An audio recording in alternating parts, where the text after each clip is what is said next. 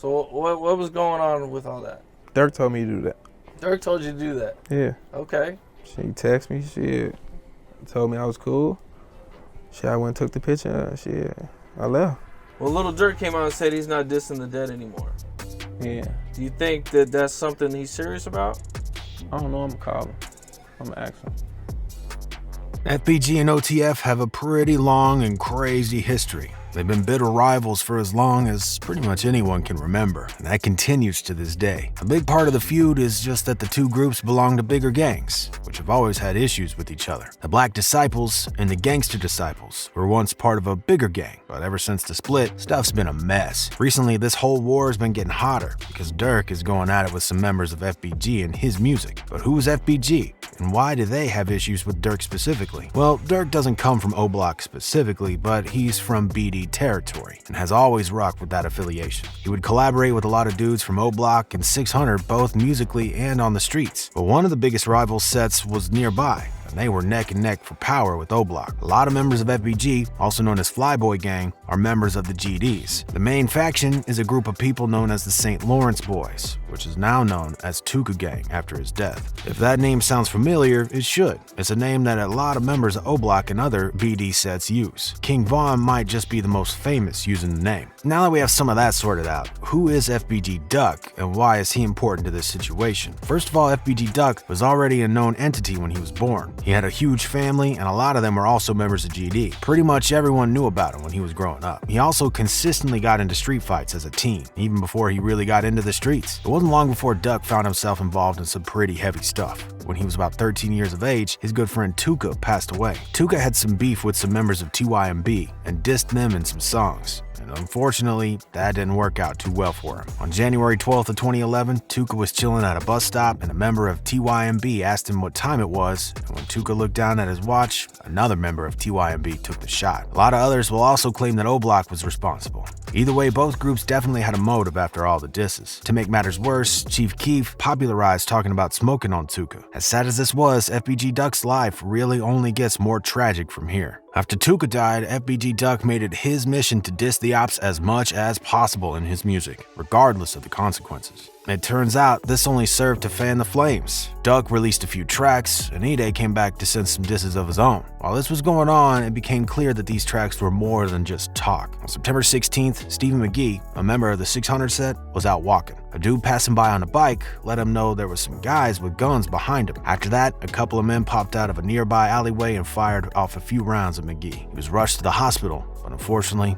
he didn't make it. Meanwhile, FBG Duck was riding high since his team had scored another body. He just kept going with the diss tracks. He dropped a track called Right Now in September of 2013, and the track absolutely blew up. It has millions and millions of views at this point. Since FBG Duck was on the map now, he only became a bigger target. In the meantime, while FBG Duck was only getting bigger, he continued to lose those close to him. In 2017, he lost both his brother and his cousin. But in 2018, FBG Duck released the song Slide. And for whatever reason, FBG Duck felt like he didn't get any press after the release of this song, despite the fact that it blew up. Either way, he got signed to Sony and dropped a few tapes. Eventually, he decided to drop the song that might have cost him his life. The song was called Dead B****.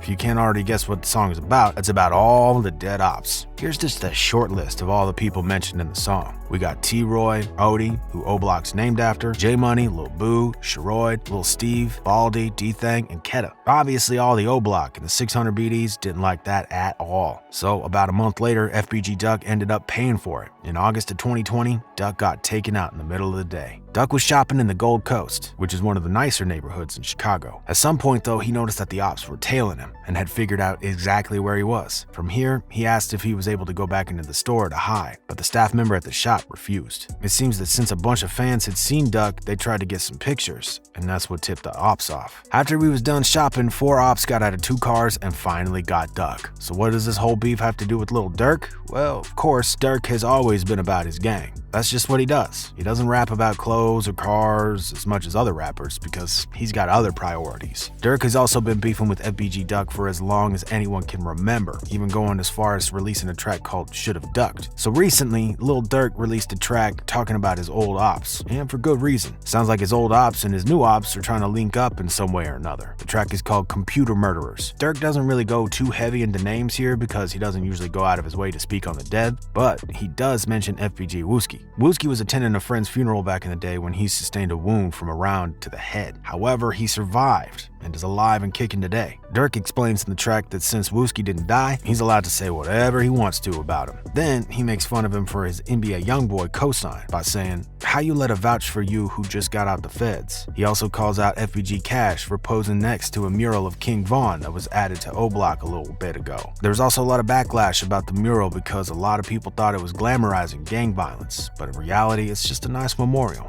Welcome back. Is a Southside mural an honor for a hometown star, or is it an invitation to violence? Although this probably isn't the first person or the last to pose with the mural in a disrespectful way. FBG Cash also has a place in the Lil Durk and Von vs. YoungBoy beef, releasing a remix of one of King Von's tracks Back Again towards the end of February. On the track, he pretty much disses all the dead ops from O Block and 600, talks about how they don't even want to start to mess with him. He has a Tuka tattoo on his stomach and calls the BDs out for talking about smoking on Tuka. Then he goes on to diss more dead ops. But just recently, FBG Cash is at it again, going in on Durk for his recent track. I mean, he came back at the dude with the quickness. In the track, he spits the following bars: "Check on your cousin. I forgot his ass was dead. Folks dem filled his with lead. I bet they ain't forget the head. I'ma say some that ain't gonna say cause they scared. I heard the body when you heard the remix Somebody Back Again. How you vouching for somebody who ain't got no bodies yet? Well, Von got his ass clapped. You had us thinking he was Stretch, but he didn't. Tell the truth. You didn't even try to spin. All you did was delete your page and turn your back on again." People on Twitter definitely have some takes on FBG Cash right now. Plus, with FBG Duck gone, it only makes sense that someone would step in and fill the role. One user on Twitter said FBG Cash looked like he'd taken over since Duck died. He been dropping. Where Ruga at? Someone else said FBG Cash been going at Durk crazy. A lot of people agree because honestly, Cash just kind of came out of nowhere for real. Yikes, this is pretty rough. I mean, there's a whole lot to break down here. It's pretty self-explanatory, but also he's going in on Durk. I mean, the lines about Von at the end are nasty, and he calls out Durk for not sliding for Von. That's a complaint that a lot of people have had in the past about the whole situation. That being said though, it's probably not a good idea anyway. The whole thing has gotten so big that Durk would be one of the first people the feds go looking for. At the end of the day, the worst part of this whole thing is that these are all real people on both sides. Everyone in this story, everyone in these songs, they were all people with families and friends and sometimes children. It's just tragic. We all know music is fun, but man, there could be serious implications coming out for the whole thing. I gotta say too, Durk and his crew really aren't in a great place if the new beef and the old beef come around. But what do y'all think about all this though? Is FBG out of pocket here? Should they stay out of the young boy stuff? Or is FBG completely within their rights to be speaking on everything they're speaking on? Let us know what you think down in the comments. And as always, don't forget to keep it RIZZLE. Oh, and for sure, go ahead and check out this video next.